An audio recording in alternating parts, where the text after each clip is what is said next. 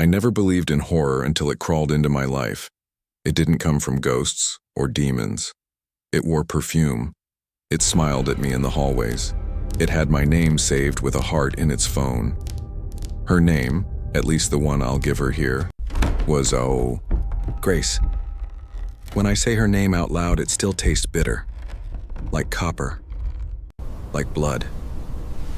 I was 19 when I met her. I thought she was beautiful. I thought she was fragile. I thought she needed me. I was wrong.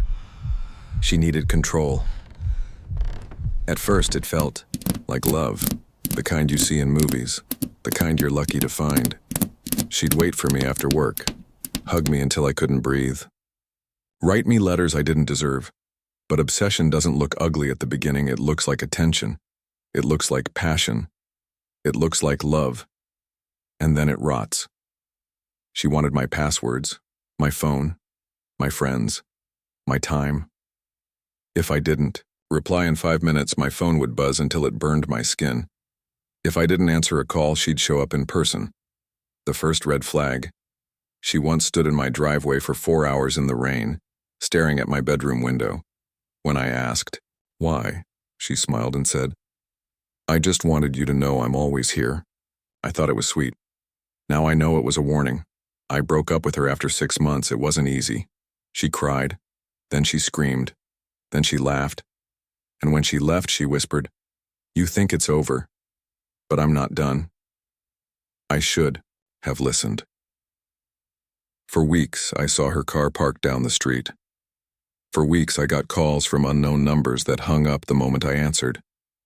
For weeks, I heard footsteps on the gravel outside my window. But it was one night, the night of the Tabska, that everything changed. It was 2:11 a.m. I know because I'd been staring at the clock. The room was dark except for the pale blue glow of my TV screen. I was playing GTA, headphones in, volume too loud. Then I heard it. A tap. Soft. On the glass. Like a fingernail. I pulled off my headset, heart racing. Another tap. And then, a whisper. My name. I froze. I wanted to believe I imagined it. That the weed I smoked earlier had made me paranoid. Then I heard it again. Louder. My name. I knew that voice. Grace. I didn't move. Didn't breathe. I prayed she'd leave. Instead, she started knocking harder. Fists against the window. "You can't ignore me forever," she screamed. "Open the door, now." I stood up, shaking, and pulled the blinds aside just an inch. She was there, her face pressed to the glass, eyes wide, smile cracked and trembling, and beside her, a shadow. At first I thought it was the tree outside, but then the shadow moved. A figure, tall, hooded, watching me. I panicked, unlocked the window, shoved it up. "What the hell do you want, Grace?" I whispered. She smiled, sweet again. "I just want to talk. I want my sweater back." "It's 2 a.m, I snapped. "Go home." Her face twisted from pleading to fury in an instant. She reached through the window, grabbed my wrist. Nails dug deep. "You don't get to walk away from me," she hissed. The hooded figure shifted closer, closer until he was sprinting at the glass. Instinct took over. I yanked my arm free, slammed the window shut just as he reached it. His fist crashed against the glass. The whole pane rattled but didn't break. Grace screamed. Not in fear. In rage. "You'll regret this." They ran. Her car roared to life. Tires screeched, and then silence. I called the cops. They came. They wrote a report. They told me without proof there was nothing they could do. That night, I didn't sleep. I sat on the floor with a knife in my hand and the lights off, waiting. Days passed, then weeks. No sign of her.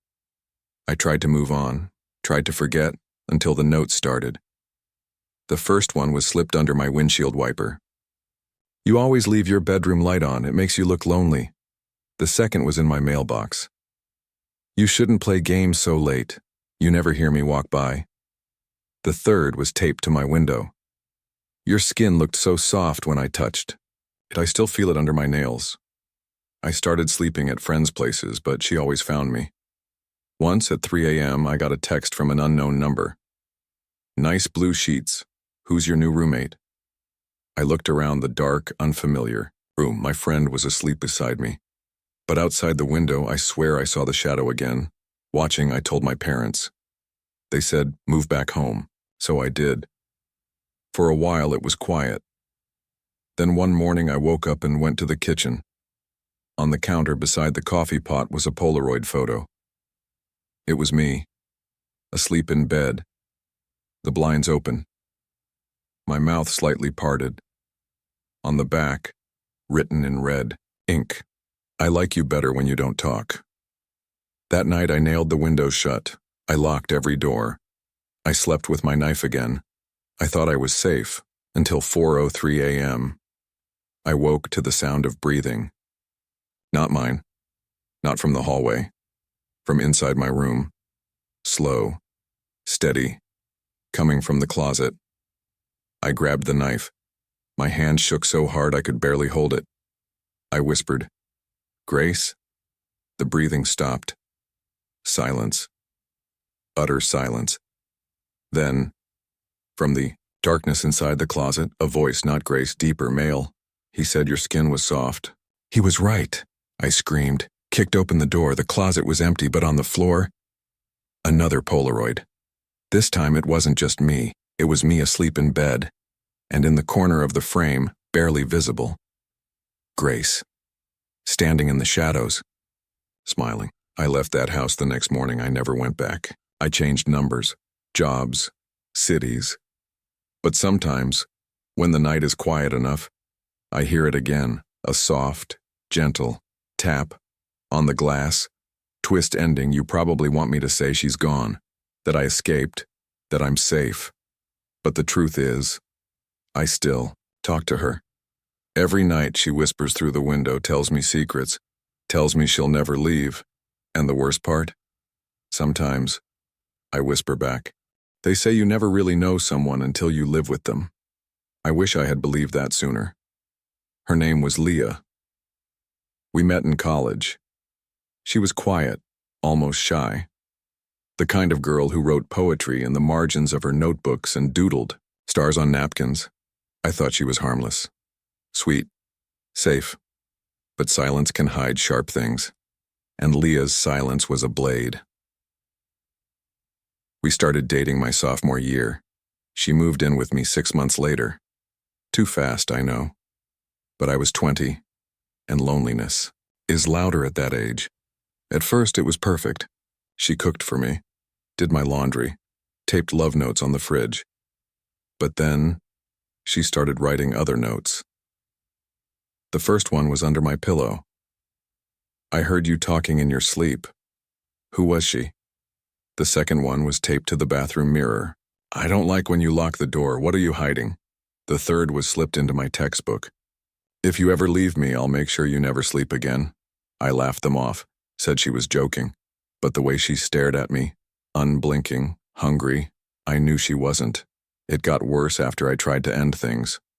I told her we needed space, that I couldn't breathe. She didn't argue, didn't cry. She just stared at me with a smile too wide for her face and said, "You can't erase me. I live here now." I should have kicked her out that night, but she didn't leave. She locked herself in the spare room, stayed there for hours, then days. I heard her moving around at night, scratching, tapping on the walls, whispering to herself. When I knocked, she wouldn't answer. When I tried the door, it was locked. But sometimes I'd wake up to find things moved. My shoes lined up by the bed, my phone on the floor, my keys missing. And then I found the first hole. It was behind the dresser, a perfect circle cut into the drywall. Inside, a Polaroid photo. Me. Asleep. I searched the whole apartment, found 5 more holes, each with photos, each of me. Some in the shower, some cooking, some staring at the TV, completely unaware. She had been watching me through the walls. I finally called the cops, but when they came, the spare room was empty. No Leah, no bed, no clothes, Just dozens of Polaroids taped to the walls, all of me, every hour, every moment. The cops shrugged, said she left on her own. Said she wasn't a threat anymore. I wanted to believe them, until the walls started whispering. It was late, past midnight. I was brushing my teeth when I heard it, soft, muffled, from inside the wall behind the mirror. My name. I froze, leaning, close. Don't change the locks, the voice whispered. I already have a way in. I didn't sleep that night, or the next. Every creak in the apartment sounded like footsteps. Every shadow looked like her smile. I begged my landlord to let me out of the lease. I packed my bags, but before I could move, the scratching came back from inside the walls. Slow, methodical, like fingernails carving messages only I couldn't read. One night, I snapped, grabbed a hammer, smashed through the drywall. Behind it, darkness. A crawl space, and in the crawl space, a blanket, food wrappers, a notebook. I opened it with shaking hands. Every page was filled with my name, hundreds of times. And in the margins, scribbled phrases, "He belongs to me. Don't let him leave. The walls remember." That was 3 years ago. I left the apartment, moved across the country, changed my number, changed my life. Haven't seen Leah since, but last week, I found something taped to the inside of my new closet door. A Polaroid. Of me. Asleep. In this apartment. Twist ending. So now I know. It doesn't matter where I run. It doesn't matter how many locks. I change because Leah was right. She doesn't live in houses. She lives in walls, and walls are everywhere. I've always hated keys. They're small, forgettable, but they can open everything you swear is yours alone. I learned that the hard way. His name was Tommy. At first, he was a dream. The kind of guy who texted good morning, who held the door, who bought flowers just because. The kind of guy your parents approve of. But love can be a mask, and when it slips, what's underneath can rot you from the inside out. We met when I was 21.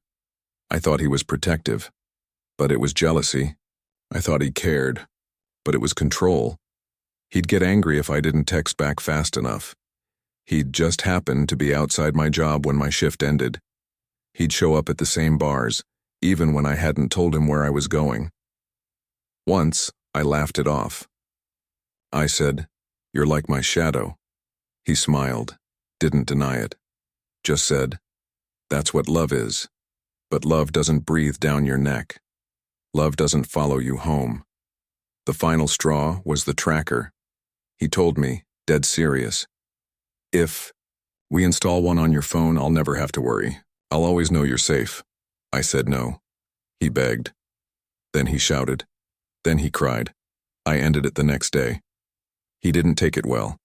He texted nonstop for a week, called at 3 a.m., left voicemails that started with apologies and ended with threats, then silence.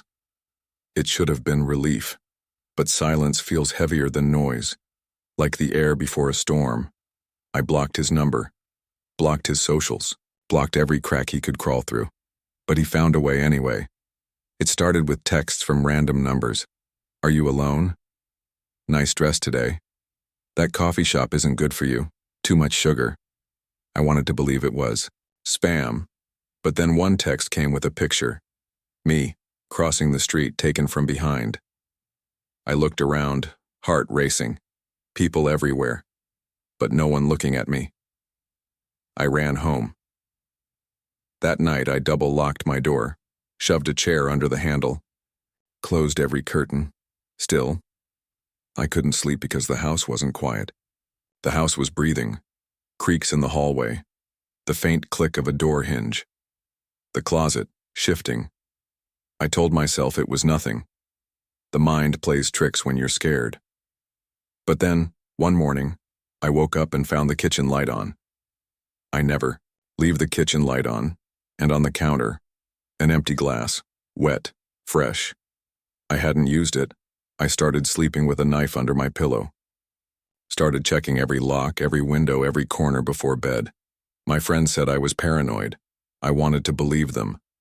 Until the night the chair didn't work. It was 2:47 a.m. I woke to the sound of wood scraping across the floor. My bedroom door, the chair I had wedged under the handle, it was moving, slowly, pushed from the other side. I held my breath, prayed it was a dream. Then the door creaked open. A shadow stretched long across my floor, and someone stepped inside. Couldn't move, couldn't scream. The figure walked toward me, slow, steady, then sat at the end of my bed. My blanket shifted. The mattress dipped and then, hands, on my feet. Caressing. I screamed, fumbled for the lamp. Light flooded the room. And there he was, Tommy. His eyes were wild, hair messy, breath fast like he'd run a mile. He smiled. See? That wasn't so hard. I raised the knife, hands trembling. Get out! I shrieked. What the hell are you doing here? He tilted his head. I just wanted to talk. Talk? My voice cracked. You broke into my house. He laughed, a low, broken sound. Broke in? Baby, I don't need to break in. He pulled something from his pocket. A key. Shiny. Familiar. I made a copy. Back when things were good. Just in case. My stomach dropped. All those nights I thought I was alone. All the noises. All the lights left on. He had been here. Watching. Living in my silence. I wanted to lunge. To stab. But survival is trickery. I forced my voice calm. Okay. Okay, Tommy. We can talk. Just not now. Tomorrow. His face softened. Like he believed me. He kissed the air. Then stood. I knew you'd understand. He walked out. Locked the door behind him, as if it was his. The moment he was gone, I called the police. They came fast. They searched. But of course he was already gone. I filed a report, got a restraining order, changed the locks. Then I moved. For months I felt free again. A new apartment, a new number, a new life. I let myself breathe, let myself believe it was over. Until last week. I came home late, tossed my bag on the couch, went to wash my face. The bathroom mirror was foggy from a dripping tap, and on the glass, a sticky note, yellow, innocent.